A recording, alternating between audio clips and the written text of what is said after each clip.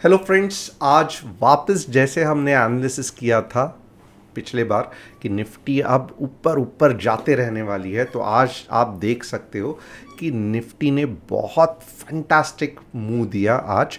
और ये कुछ ना कुछ लॉजिक है जिसके कारण निफ्टी ऊपर मूव हुई है। तो ये लॉजिक को ही मैं एंड में आपको एक्सप्लेन करूँगा, तो बहुत इम्पॉर्टेंट है कि आपको एंड तक बने रहना है।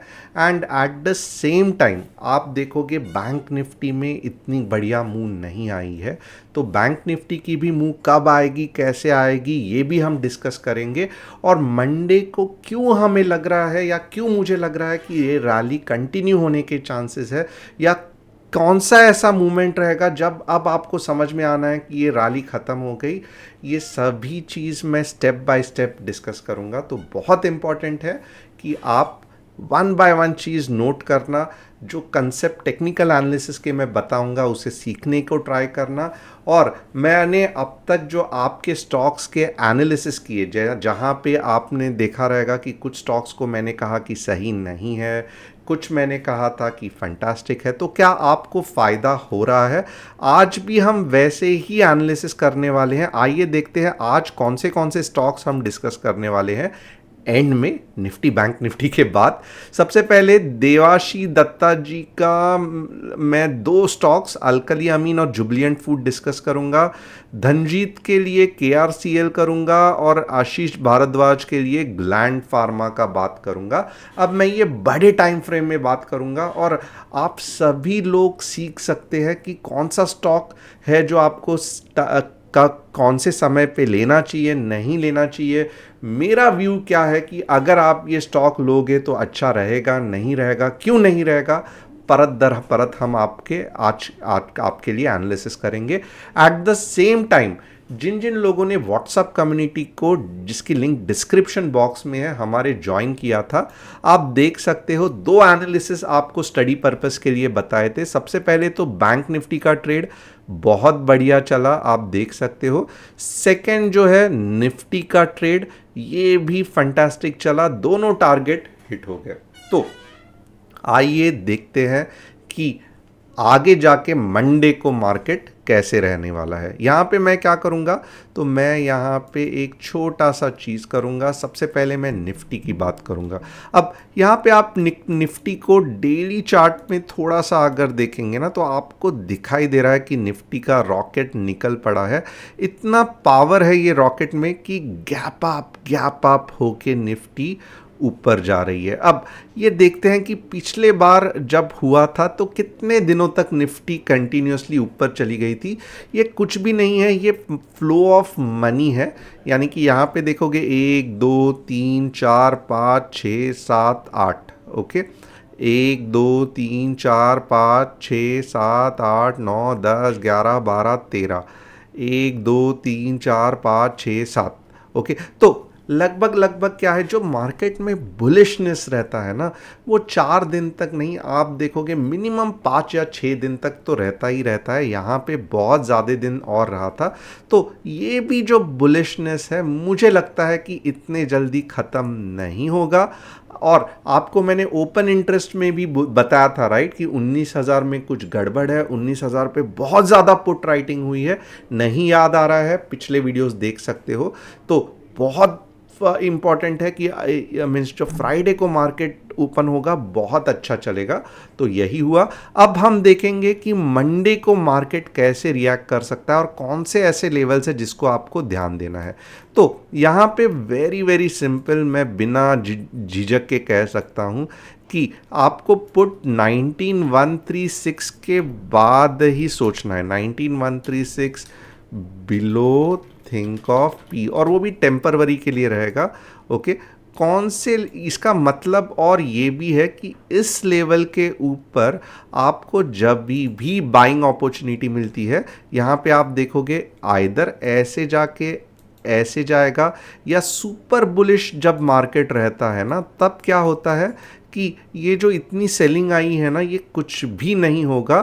स्ट्रेट अवे मार्केट यहाँ पे ही ऐसे कैंडल बनाएगा आप देखोगे ये नया सॉफ्टवेयर यूज़ कर रहा हूँ तो कितनी अच्छी कैंडल बन रही है।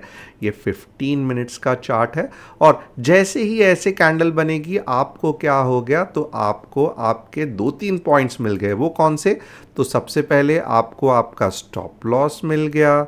ओके, ये आपका स्टॉप हो गया, ये एंट्री पॉइंट मिल गया और लगभग लगभग आप देखोगे अगर ये 19,240 के आसपास है तो आपको भी पता है कि ये जो रैली है ये लगभग 19,280 तक रुक सकती है। तो ये आपका टारगेट बन गया।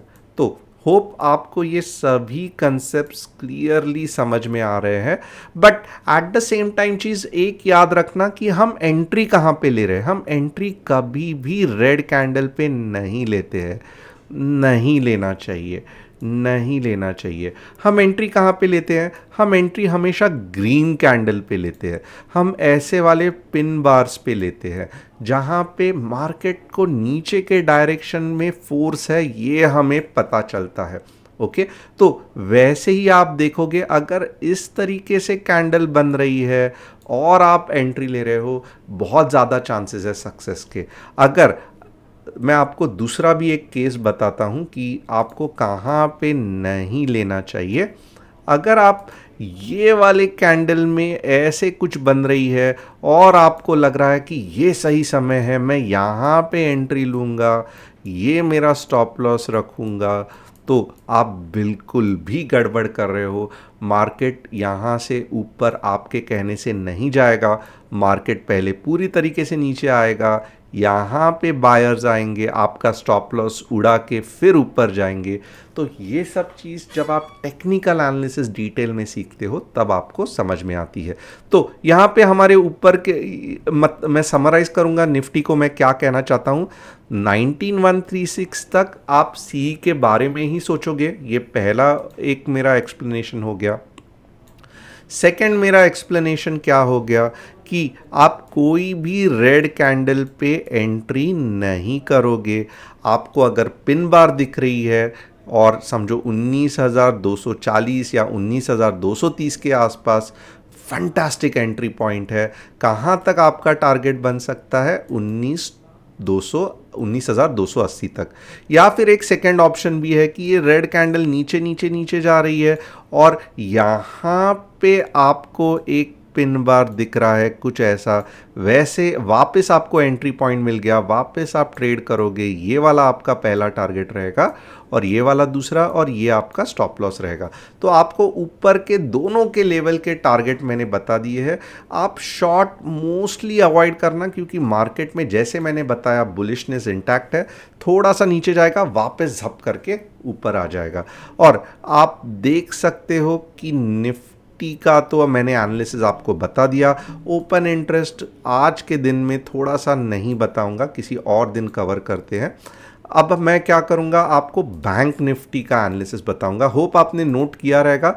इसके लेवल के जो चाहते हैं मुझसे जानना कि नीचे के लेवल क्या होंगे, तो 19136 के बाद straight away 19092 will be your support level. तो यहाँ तक ही आप पुट के बारे में, ये 50 पॉइंट्स के बारे में सोच सकते हो। बैंक निफ्टी का ट्रेड कैसे बनेगा, तो यहाँ पे देखोगे ना, बैंक निफ्टी में धीरे धीरे बुलिशनेस आना चालू हो गया है। इसका मतलब अभी तक देखोगे बैंक निफ्टी ने उतने टक्कर की मुंह नहीं दी है जितने 2 दिन निफ्टी ने दी है। तो बहुत ज़्यादा चांसेस है कि ये जो मंडे को मार्केट जो है वो बैंक निफ्टी जो है वो 45K के ऊपर जा सकती है। तो बहुत अलर्ट रहना है हमें मंडे को, क्योंकि बुलिशनेस अभी भी इंटैक्ट है। 15 मिनट्स में अगर आप मुझे पूछ रहे हो कि सर हम कैसे ट्रेड ले, तो आइए देखते हैं 15 मिनट्स में मैं आपको किस तरीके से हेल्प कर सकता हूँ। ये 15 मिनट्स का चार्ट है और यहाँ पे हम लेवल्स ट्राई करेंगे ढूंढने का। ये 44,500 के बाद स्ट्रेट अवे आप थोड़ा सा 44,500 अबव आप हमेशा सी के बारे में सोचोगे, और 44,500 के नीचे आप पी के बारे में सोचोगे। कहाँ तक सोचोगे, तो 44,343 तक। Okay, support 44,343। ओके, थोड़ा सा एडजस्ट कर लेना, बट यहाँ पे देख लो। और इसके ऊपर आप ट्रेड कैसे करोगे तो ये भी देख लो। अगर ये नीचे जा रहा है, और बट ऑब्वियस अगर ये नीचे आ रहा है तो ये ऐसे आके इधर से वापस घूम सकता है। तो ये वाले पॉइंट पे आप तब तक एंट्री नहीं करोगे जब तक आपको कुछ ऐसी कैंडल पिन बार वाली नहीं दिखती है। ओके, और आप कब तक टारगेट रखोगे अपना? बहुत सिंपल है, राइट? आप यहाँ तक आपका टारगेट रखोगे। ये टारगेट कितने का हो सकता है तो आइए देखते हैं। ये टारगेट आपका 44,750 का हो सकता है। तो ऊपर के लेवल पे आप अगर यहाँ से आपको मुंह आ रही है तो कहाँ तक टारगेट रखना है? 44,750। अब ऐसा भी पॉसिबल है कि इसके ऊपर ही गैप अप हो जाए, तो आप कैसे ट्रेड करोगे वो भी आइए देखते हैं। हम अज्यूम करते हैं कि इसके ऊपर ही गैप अप हो गया है। तो अगर ऊपर के लेवल पे गैप अप हो रहा है तो मैं उसके लिए अलग सा एक एनालिसिस दिखाऊंगा, ऐसे ऐसे। और यहाँ पे देखोगे तो आपको क्या करना है कि अगर ऊपर के लेवल पे हुआ है तो दो टाइप के ही कैंडल में एंट्री करना है। वापस अगर पिन बार तो ऊपर ऊपर जाएगा, या फिर एक सेकेंड एंट्री आपकी ऐसे भी बन सकती है कि पहला नीचे जाएगा, नीचे जाएगा, और जब यहाँ पे आपको ग्रीन कैंडल दिखेगी तब आप ये वाला पहला टारगेट और ये वाला दूसरा टारगेट देख सकते हो।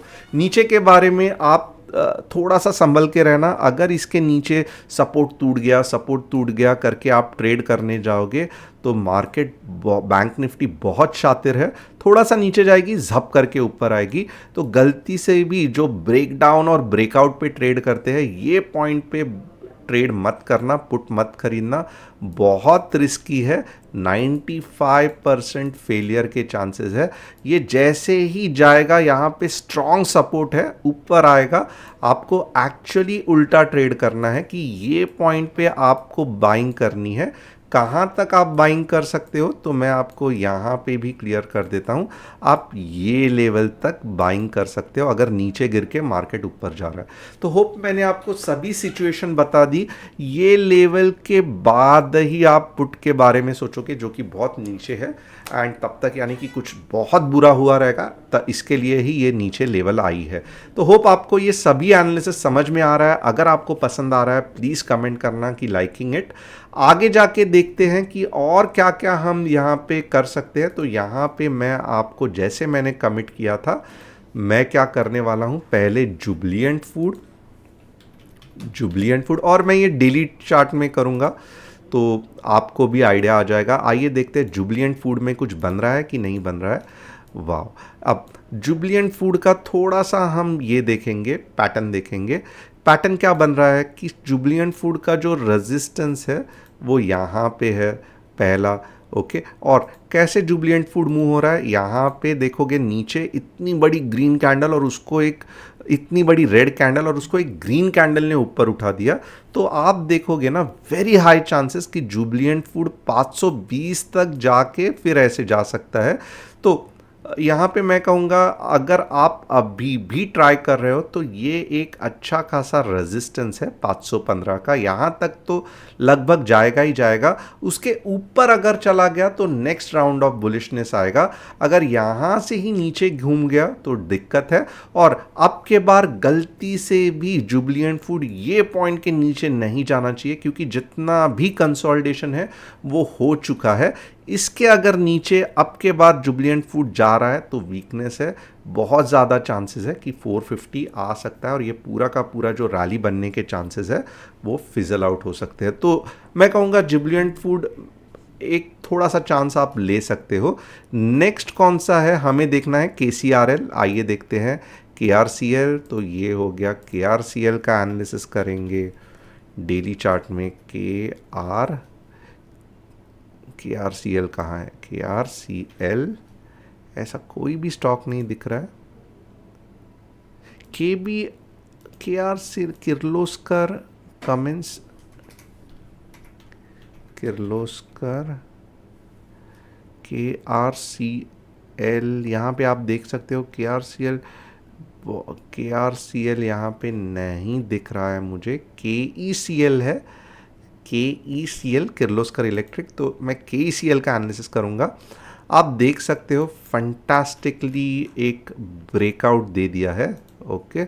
और लगभग लगभग मैं आपको कहूँगा कि यस, KECL आप सोच सकते हो लेने का। और कहाँ तक KECL जाएगा तो आप देख सकते हो, ये जो पिछली मूव है ना, लगभग इसका ही KECL फॉलो करके मैं कहूँगा 150-160 तक आराम से जा सकता है। तो वॉल्यूम्स भी ठीक ठाक है। यस, KECL एक अच्छा ट्रेड बन सकता है।